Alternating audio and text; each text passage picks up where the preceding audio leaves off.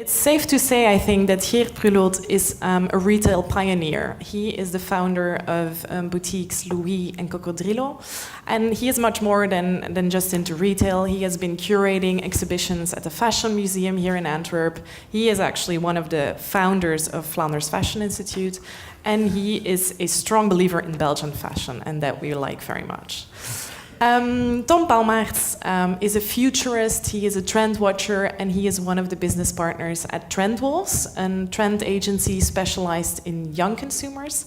He was actually Trend Watcher of the year 2013, and we're very happy to have him tonight. We've invited these two gentlemen to talk about the future of retail. Geert, more from an intuitive, more experienced point of view, whereas Tom is approaching this from a research perspective. So I would like to start with a reference to music industry. Let's say a year or 10 or 15 ago, we've seen that music industry has changed a lot. Everyone started like illegally downloading songs. People were thinking like, where is this going? And we see something similar in fashion retail nowadays as people are shopping online and going less into physical stores. In music, the focus has shifted. Like real performances have become much more important. Musicians started to do like different acts, different projects. How do you two see this for fashion retail? Do you see like a different path or a different future? Tom? Now they're getting money not from their music, but from the events they do. And I think some bands are really good in this. They're very famous, very big, and they get a lot of money from merchandising and events. Then you have smaller bands, and they can become trendy and hip if they have a network. But there's a big segment of people that are not really big or not really trendy, and they have difficulties. So for them, it's more difficult now. But I think we can learn, or the industry can learn, retail industry can learn from music that you don't only have to focus on your topic. You can do way more things.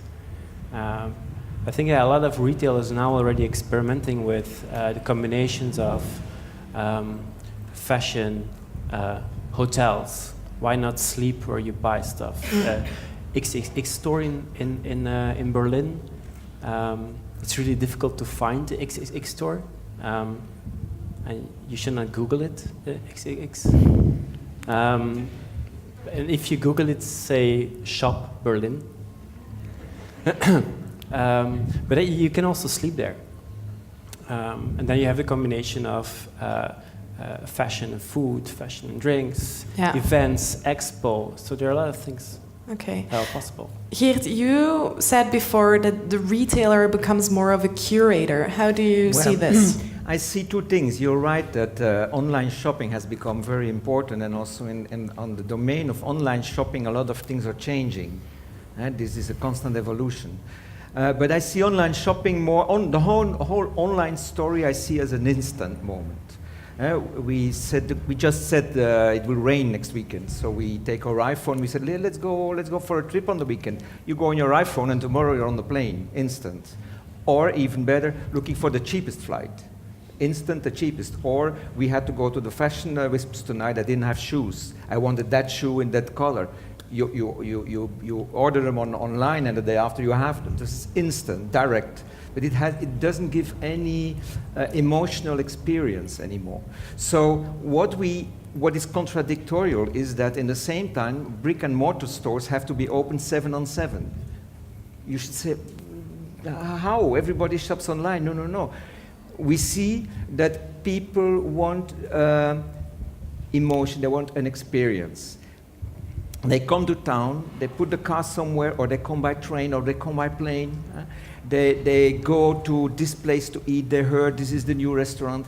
There is a new store, a new product. There is an exhibition. There's something is happening, a new bridge. They will put a new bridge over the Italian Lake. We have to see experience. That's the whole thing. And that's why I'm talking multi-brand stores because the mono-brand stores, it's a different goal. I'm talking multi-brand stores.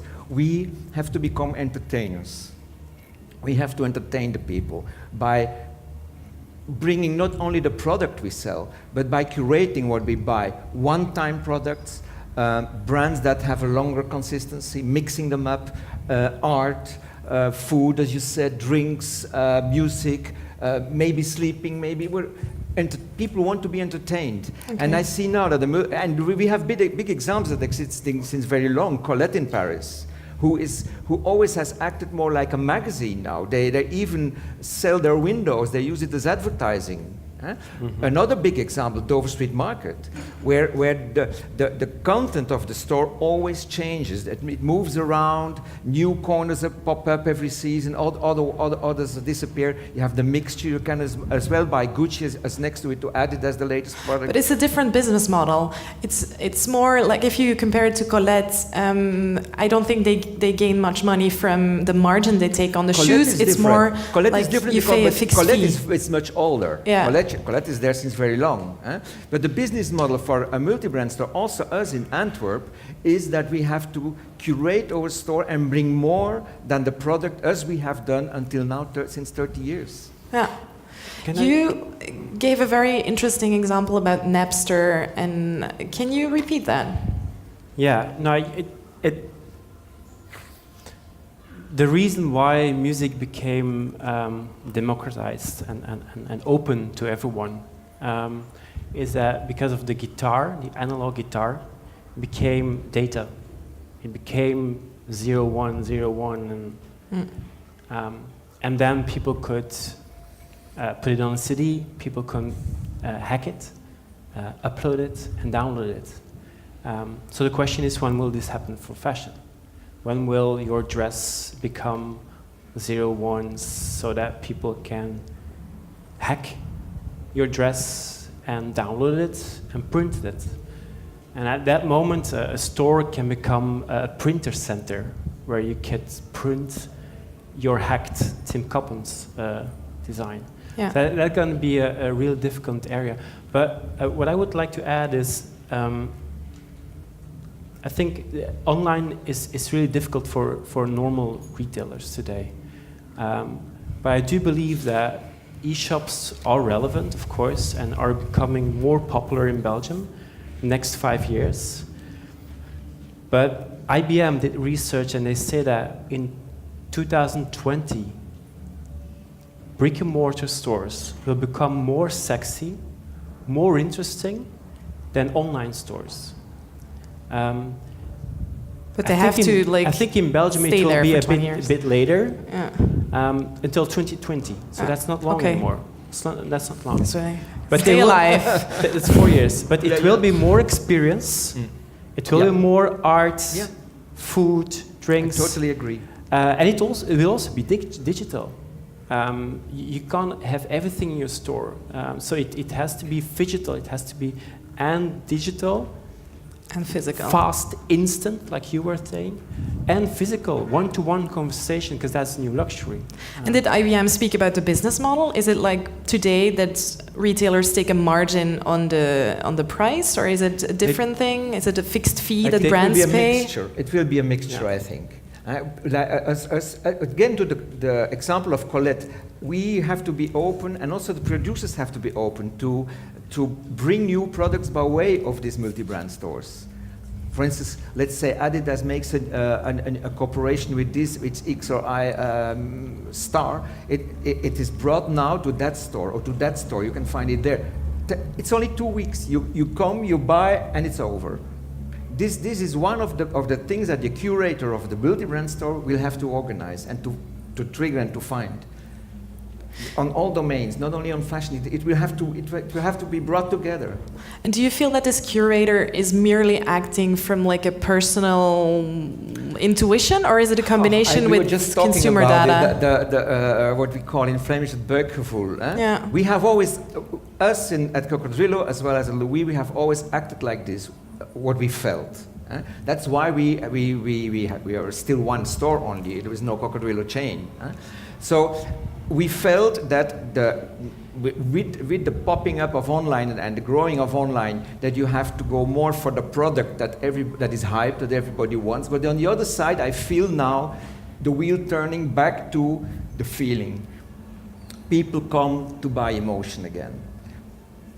The people, I'm talking the small group, the elite, because we are talking luxury fashion. We are not talking the mainstream fashion. So we're talking so people want to be surprised again, want to be amazed again. And I think we will have two things. When we have in the store a product that has been advertised or communicated about online for months on end, people don't want it anymore because it's old, even if it has just arrived, just have been produced. So what we need in a brick and mortar store, we have to advance online. We have to be before online. We have to bring it before it's online. Okay. You see?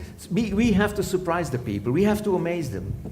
And it's old. It's always the wheel that turns, because in the past, people came in the store, they discovered the collection in the store, and that moment was the magic moment you could sell it to them, because they discovered it. Now they come and say, oh, yeah, but this glass, it exists in 20 other colors. Why don't you have the other colors? They know from the internet. That's the difference. Tom, you have a lot of experience with like in-store technology, or you know all these futuristic things about monitoring consumer behavior and predicting what they want. How do you see this for fashion retail? Is this something for the near future? Do you think we will be monitoring what consumers do in our stores, or how will this evolve? Well, technology can help us a lot. A lot of people are scared of, for instance, showrooming. Yeah. The idea that people walk into your store and then just say, well, this is something beautiful, and then they look to their phone and they try to find out where they can buy it cheaper. Yeah. Okay.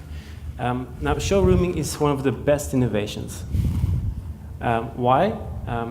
Before that, they did the same thing. They went to your shop, they looked at a product, and then they went to another shop to see if it's different, if it's cheaper. Or later, they went home and looked at their notebook or their computer, and they checked online. But for those stories, you as a seller, as a retailer, you don't have control of them. Now they're inside your store.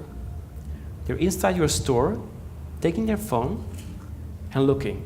And if you're a good salesperson, you give them Wi-Fi, because if you give them Wi-Fi, you can track where they're going to. Then you know what kind of stores are they checking. But not only from a technology point of view, just a normal salesperson can go up to this person and can start talking, because they're still in the store, they're not at home. So I think showrooming people are really scared of it, but actually it's pretty awesome. It's and great. so the salespeople can convince them with the service they offer, and they can interfere. Yeah. Okay. And then it's not only from your store to the online, you also have reverse influence. People are checking Amazon, Coolblue to see different elements, and then they find something, and then they go to the store because they want to feel it, they want to touch it, they want to smell it. Okay. So it's not such a bad thing. There are a lot of really cool tech innovations. For instance, we have an innovation that really can look to your face, see what kind of emotion you have, and based on your emotion or based on your color from your skin, advise you what kind of colors you can wear. Those are wonderful things, but sometimes it's a bit too gadgety. Yeah. Okay. Well, you spoke about feeling and touching stuff. When we talk about crafts and about creativity, have become like some more hollow concepts. Everyone is using it. Yeah. And plus, nowadays, when you're a creator, it's much more difficult to bring your product in the market because mass creation is catching up so fast. You bring something original, High Street is jumping on top of it and is bringing the same thing the next week. How do you stay ahead of that? How do you deal as a creative with all these like very strong players around you that have like big bucks? Yeah. So I think talking about craft, craft is something that has to be invested in. We all know that craft has a cost price. You cannot expect, we were talking Uniqlo, that Uniqlo brings craft. It brings the cheapest product possible. Yeah? So craft is something that has to be invested in by all of us, by the consumer, by the producer. Craft is also tradition. It's giving. It's sharing. It's you learn a craft and you give it to your pupil or your family. It's something that gets lost, but that we should embrace again, because if we are talking about the emotion in a product and the feeling of the product and the quality of the product, it's the craft that can save this. One side, but on the other side, we see that mainstream is not interested in craft. It doesn't help their case. Mainstream wants the product, they want the look for the price they can afford. And there is the biggest challenge, I think, for the industry and for the fashion industry. How can we convince the mainstream that we should be more sustainable, that we should be more ethical, that we cannot support slavery, that we should go for less but better? That's the big challenge for fashion, for tomorrow. Okay. Tom? Yeah, it's really difficult to, because I think probably everybody here in the audience will agree with the idea that we have to think about more ethically and sustainable. And but then you have Primark, and then you have rows and rows of people waiting in line to buy yourself a T-shirt of a Starbucks coffee, like Tim sold. So that's kind of weird, and I really don't know how can we. No, that's a big challenge. Naomi Klein, her book Shock Doctrine. I think we need a very, very big shock, but a really big shock, and then we can implement some things. There is an example I always give. You walk in Paris from the Élysée Palace on the Faubourg Saint-Honoré over the Rue Saint-Honoré till Palais Royal, let's say. It's one fashion store next to the other. Bags, shoes, fashion, all showing in the window. We are the best, we have the best product. Imagine all these stores or food stores, bakery, butchers. We would say, it's too much, we cannot eat all this. That's what I want to say. It's too much, we have to slow down. When we speak about slowing down, we see in different businesses, say in cars, for example, people start to share cars. It has begun in fashion as well. First, like Fashion Library opened in Antwerp recently. How do you see that? Like young consumers, you're working on young consumers. Do they feel like they do not necessarily have to own everything? And what does that mean for fashion long term? But the entire trend of sharing economy, sharing culture, I like talking sharing culture, because otherwise it's only dollar signs, is big. And 5 years ago we told that it's going to be one of the biggest trends for the next 10 to 20 years. But of course, when we all get to share stuff, if you look to the high-end luxury market, owning something will become really luxurious. So I think yes, a car. Why a car? The status symbol of a car went really down. In Belgium, if you're 21 and you have a driving license and you have a car, you're almost exceptional. You are exceptional, but you're also the Bob. Yeah. You're screwed, basically. You're screwed. Okay. In my time, you were cool. Now you're screwed. So the status symbol of the car is going down. Plus, the cities become bigger. If they're not on strike, you can take a tram, or like, it's okay. Or you can take a bike. I had to my generation, definitely your generation, when you want to make impact or you want to impress a girl, take a car. Now you better take a bike, because that's cooler. So the status symbol of a car went really down. So it's the sharing of a car that's going to grow really, really fast. If it's not something hippie-ish, if it's cool and if it's fast, if it's fashionable.